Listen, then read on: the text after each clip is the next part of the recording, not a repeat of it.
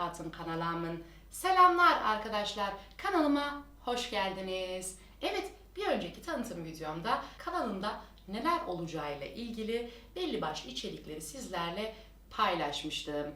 Evet, bugün ders işleyeceğiz. Yani ilk dersimize artık hafiften başlıyoruz. Ben hazırlıklı geldim. Kalemlerimi aldım, materyallerimi aldım. Sizlerden de aynısını bekliyorum. Lütfen çayınızı bir kenara bırakın ve kaleminizi, defterinizi hazırda bekletip Mizgin Hoca'yı dinlemeye başlayın arkadaşlar. Bugün bir sürü konu işleyeceğiz. Bu konuların içerisinde anlamadığınız şeyler olabilir elbette. Bilmediğiniz şeyler, sormak istediğiniz şeyler de olabilir. Onları yorum kısmına yazarsanız ben onlarla ilgili yeni videolar çekip sizlere de cevaplar verebilirim arkadaşlar. Şimdi alfabe dedik. Her dilin belli bir alfabesi var değil mi? Evet, bu dilin de bir alfabesi var ve bu alfabenin içerisinde harfler var arkadaşlar. Şimdi alfabe ve harf demişken harf Kürtçe nedir? Bileniniz var mı? Arkadaşlar, harf Kürtçe tip demektir. Tip. Alfabe yine bizde de alfabe olarak kullanılıyor. Şimdi arkadaşlar, bunların hepsi bir yana da ben sizlere farklı bir şeyden bahsetmek istiyorum. Her öğretmenin kendine özgü bir anlatım şekli vardır. Ben tahtanın sağ alt tarafını her zaman yeni öğrendiğimiz kelimeleri yazarım arkadaşlar. Sizden de bunu rica ediyorum. Lütfen defterlerinize renkli kalemlerle yeni öğrendiğiniz kelimeleri anlamlarıyla beraber yazın. Dil geniş bir mecra. Bir sürü yeni kelimeler öğreneceğiz her derste ve onları düzenli bir şekilde defterimize, yani ben de tahtama sizler için yazacağım. Burası benim sözlük kısmım olacak arkadaşlar. Sözlük demişken sizce sözlük nedir? Evet, sözlüğün Kürtçesi. Ferhenk arkadaşlar. Sözlüğün Kürtçesi ferhenk.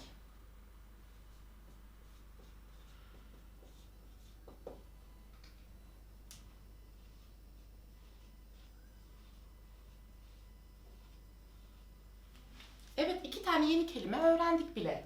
Harf, tip demek, sözlük, ferhenk demek. Şimdi ben burada şapka kullandım değil mi tip yazarken? Benim yanlış yazdığımı lütfen düşünmeyin. Siz de şapka kullanın arkadaşlar. Nokta kullandığım yerde nokta, şapka kullandığım yerde lütfen şapka kullanın. Ben birazdan alfabeyi sizlere anlatırken bu neden nokta, neden şapka, onları da kurallarıyla beraber anlatacağım. Alfabe, alfabe, alfabe deyip duruyoruz. Peki Kürt alfabesinde kaç tane harf var? Bunu bileniniz var mı? Arkadaşlar, Kürt alfabesinde 31 tane harf var. Ben şuraya sizler için 31 tane harf var diye yazacağım arkadaşlar. The alfabeya kurdide suyek tip hene. Kürt alfabesinde 31 tane harf vardır diye size not düştüm arkadaşlar. Bir alfabe diye başlık yazacağım. Alfabe diye başlık yazacağım dedim ama başlığın Kürtçesi nedir? Bunu bileniniz var mı? Arkadaşlar, başlık Kürtçe serenav. Evet, alfabe. Ben size Kürtçedeki harfleri büyük ve küçük yazılışlarıyla beraber tahtama yazacağım. Ve sizlerden de aynısını istiyorum arkadaşlar. Lütfen ben ne şekilde yazdıysam aynısını yazın.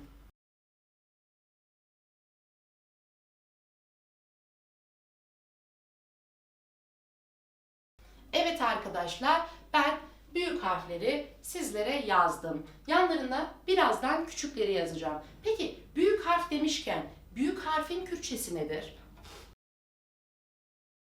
Arkadaşlar, büyük harf tipen gırdek. Zaten tipin harf olduğunu size söylemiştim. Büyük harfler tipen gırdek. Evet, küçük harfle yazılışını da ben sizlere tahtaya yazıyorum arkadaşlar.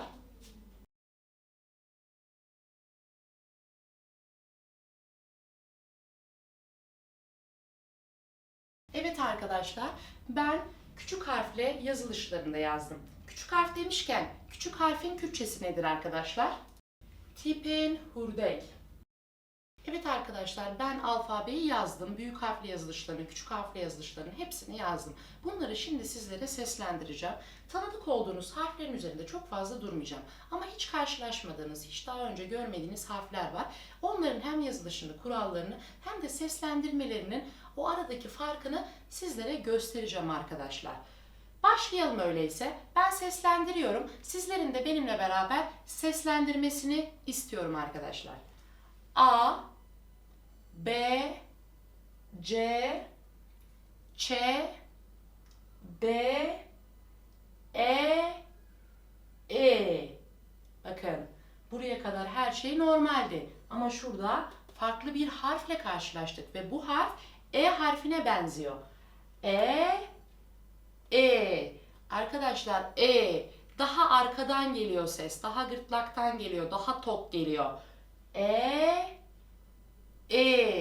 Bunlar farklı harfler.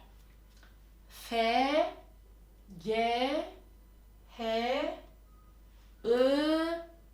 I. Evet, burada da farklı bir yazım şekliyle karşılaştınız. I ve I harfleri zaten vardı. Ne oldu? I harfini büyük yazarken nokta kullanmadım. Küçük yazarken nokta kullandım. Arkadaşlar, Kürtçenin temel kurallarından bir tanesidir. Büyük harfle I'ya nokta gelmez. Küçük harfle I'ya nokta gelir arkadaşlar. Türkçeden farklı. Yani Türkçeden soyutluyorsunuz artık kendinizi. Burada da İ harfimiz var. Bakın, İ harfinin üzerine de ne yaptım? Şapka bıraktım. Yani 3 farklı yazım şeklini gördüm ben burada. Büyük harfle I'da nokta yok. Küçük I'da nokta var. İ harfinde de şapka var. Bunu öğrenmeden geçmeyin arkadaşlar. J, K, L, M, N, O, P, K. K. K. Evet, her zaman söylüyoruz. Kürtçe bir gırtlak dilidir. K. K harfini daha geriden, daha gırtlaktan tok bir şekilde söylüyorum. Dikkat ederseniz. İngilizce'deki Q harfine benziyor. Yazılış aynı ama kesinlikle okunuş, seslendirme farklı. K harfi arkadaşlar. R, S, Ş, T, I, U. Ü, U. Bakın burada da bir farklılık var.